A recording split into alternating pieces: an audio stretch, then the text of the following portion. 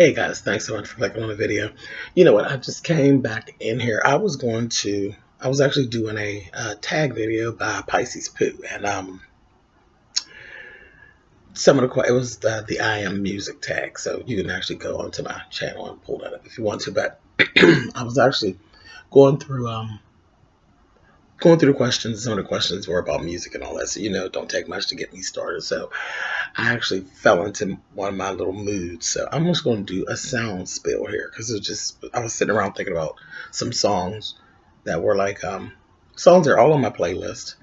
I think, yeah, they're all on my playlist. One of my playlists, music, and on my channel. But they're songs that the lyrics are real deep, and the lyrics are like I guess it all goes into that really goes down that road of the relationship thing, and I was just sitting there thinking about how deep the lyrics were.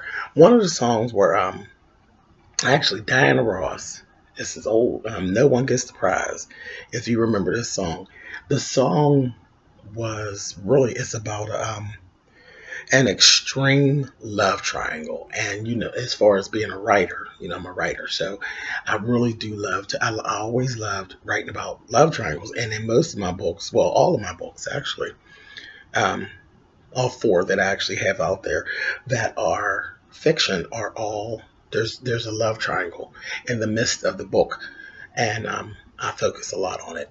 It's attractive to me. Love triangles, how they actually get. But in this song, the song, like I said, tells of an extreme love triangle. There is scandal, there is deceit, there's competition that's actually going on, and then there's envy and jealousy, all in the lyrics of this song. And the thing is, like, nobody actually wins because at the midst in all of it, with the song, by the time she finishes the song, you realize that the man doesn't even choose either one of the women. So really, no one actually gets the prize. Everybody is a loser in the whole situation, and they've done all of this for nothing. And I mean, when you listen to her, people probably don't even pay attention to the lyrics a lot of times. But if you listen to her, these two women were really going at it. They were really bad mouthing each other, and they actually used to be friends. So that's just like so.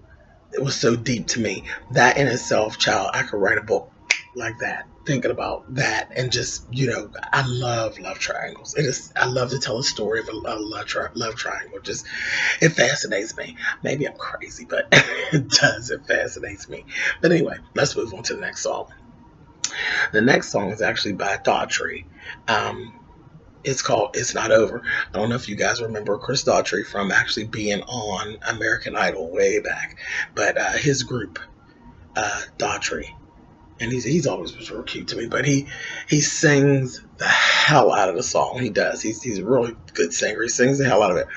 But the song itself it's a man's plea to the wrongdoings of his past. Like and this is something you're not going to see very many times in life, where a man is actually really truly sorry and really realizing that he fucked everything up, and he is wanting to fix it. And yeah, it's real deep. I mean, you'll get men a lot to lie. That's why there's a lot of why I don't date, and I'm kind of just over it. I haven't dated in years, and I'm just really over it. But it's for some of these reasons. Like, people are not genuine in their feelings, and they'll lie and they'll tell you things that they think you want to hear. But with the song, you could tell it was actually genuine. The plea that he's actually making. Because one of the lines of the song, he says, "This love is killing me," or it's actually the part of the chorus. "This love is killing me, but you're the only one." Deep. The lyrics are deep, and you can tell that it's a genuine apology, and he literally is just not taking no for an answer. He's not taking no for an answer. So I love that song. So check that out. Let's see, another one. Next song is actually old. It's old. It's Nancy Wilson, and it's "I Can't Make You Love Me." That is like one of my favorite songs of all time. One of my favorites. Um, and that basically is real self-explanatory. I can't make you love me. It is what it is. I'm not willing to change anything. It is what it is. What you see is what you get. This is it. This is all I got. This is all I got. Period. Now, that in itself, again, because that's old, and that's Nancy Wilson, and you just can't go wrong with that. So I've always thought that lyric was very deep. Just the title alone, I can't make you love me. It just is what it is. I'm not gonna go out of my way, child. It is what it is. Not willing to change nothing. Now there's a newer song that puts me in that same field, and it's so funny because we go from Nancy Wilson, which is like serious jazz and fierceness, to Mary J. Blige, which is like the voice of our times. Take Me As I Am, Mary's song, please. Same thing. Nothing truer than she ever said. And that's what she said, take me as I am, or have nothing the fuck at all. Because I'm not willing to change anything. You either want to take what I'm giving you, or you're going to keep it the fuck moving. And I am so there for Mary with that. And if you know anything about Mary's background, Mary wasn't always that way. Mary wasn't always that way. She grew into that woman, but she wasn't that woman when she was younger. When we first was introduced to her, Mary went through a whole lot of bullshit. So I know that when she sings that lyric, she really means that. I always love that song. Always love that.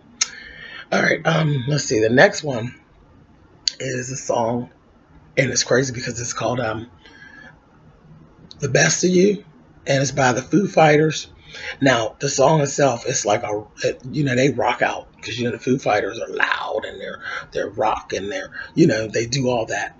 But the song is "The Best of You," and he basically the lyric is saying, are you being honest with yourself?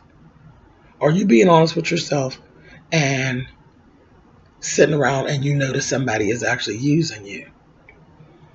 Okay, so now I've actually dealt with this situation a lot throughout my life, and not just in a relationship situation, but I mean just in life situations. I've dealt with it a lot in life situations, always trying to be nice, because I'm a Capricorn, so I have that nice side, but then I have that very mean side. So this song, really, I love this song. And again, the way that it's like rocked out, and he is literally yelling like through the song. His vocal, he's yelling, which they do in a lot of rock songs, that. But he's yelling, and the whole thing is because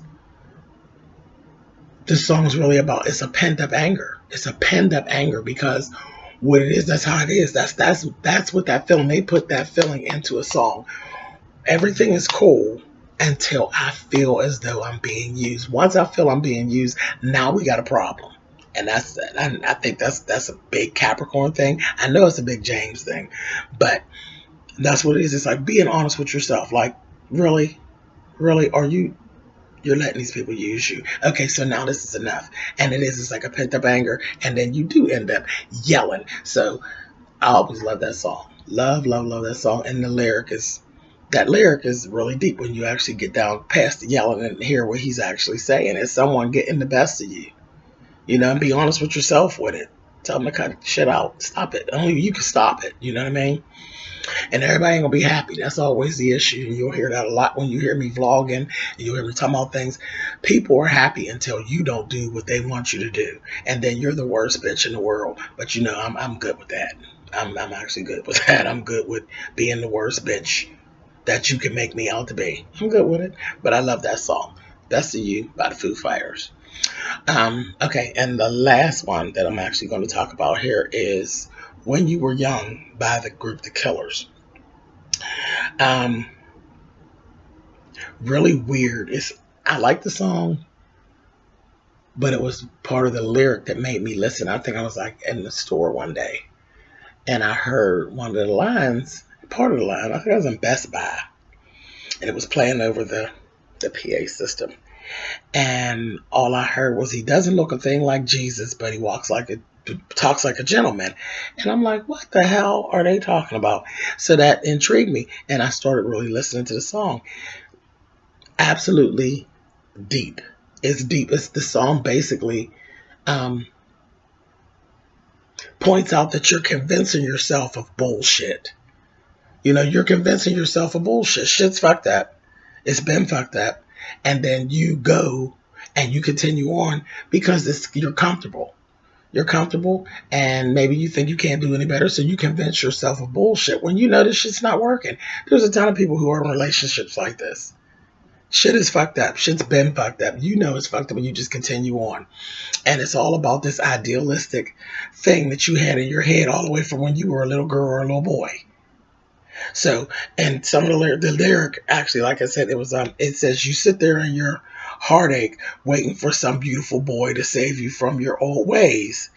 As it goes on, it says you play forgiveness. Watch it now. Here he comes. He doesn't look a thing like Jesus, but he talks like a gentleman, like you imagined when you were young. And that's the whole basis of the song. You have this little idealistic little life that you want, that you've wanted since you were young, and you will accept any type of bullshit just to have the white picket fence. You sell your soul to the devil, for the damn nice parking spot at the church. Foolishness. Then there's another lyric in there that says, they say the devil's water, it ain't so sweet. You don't have to drink it now, but you could dip your feet in it every once in a little while. Well, we know how that works out, don't we? Yeah, so keep on accepting the bullshit because it ain't gonna go nowhere. The lyric on the song, I love it. I love that song. And then, like I said, it was so deep to me, it caught my attention over the PA system in the Best Buy, walk around shopping. So anyway, so that's that. I was just, my mind was running around. I said, well, let me go on and do a sound spill. I haven't done a sound spill in a long time. So there you have it. There's a sound spill. There's 5 little songs that that James likes, that I listen to, and the meanings and the lyrics are really deep for me. And the songs are so funny because sometimes you have to pull all of that from the song, because like from a rock song you're usually just banging out, not really listening to the lyrics. But that's me. I love lyrics, and I love twists on words and stuff. So, all right, so there's a sound spill. There you guys go. Thumbs up, thumbs down. You know how that all works. And I will get back with you guys later. Bye, guys.